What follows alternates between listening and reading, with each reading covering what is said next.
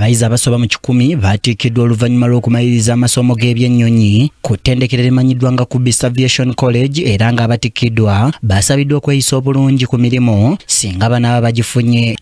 But it's also a reminder of the responsibility that comes with the knowledge you have acquired, with the discipline and professionalism. You have had a lot.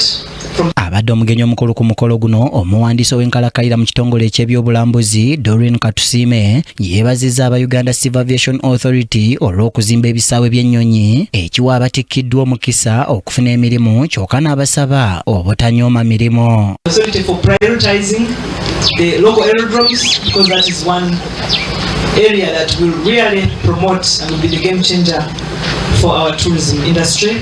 Lilian Nakiwunga okuva ku Kubisa Aviation College asabye abatikiddwa okufuba okweyongerayo n'emisomo basobole okujja mu mbeera y'ensangi zino gy'agambye nti egondera abo abasoma ebintu ebisoba mu kimu. Malako mweno industry olwokuba ekyuka buli kadde advice gyempa abaana baffe okubanga bwe bamaliriza ne bafuna kye bafunye oba ne bagenda ne bakolako balikomyewo ne basoma ne beeyongerako because buli bwe tweyongerako kwe kufuna better positions. Ye Ronald Kalema asabye abatikiddwa okwekuuma buli bwe batambula okulaba nga okusoomoozebwa okungi naddala eri abaana abawala tebakusanga nga naye abatikiddwa abakuutidde okweyisa obulungi ku mirimu. Naye nga bulijjo nze ogwange gubadde gwa kubuulirira baana ekisooka abaana balungi nnyo, baana bato bavubuka bali exposed ku world oba ku basajja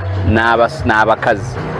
Mbasabye baba bakola emirimu gyabwe beekuume bakimanye nti obulwadde bwa siriimu bukyaliyo n'endwadde endala ate nga bye basomeredde bibatwalidde ssente nnyingi n'obudde tukyabeetaaga okubeera mu ggwanga lino nga balamu. Sentamu Moses yakusakidde eggwire lino ku Rock TV Amalindi.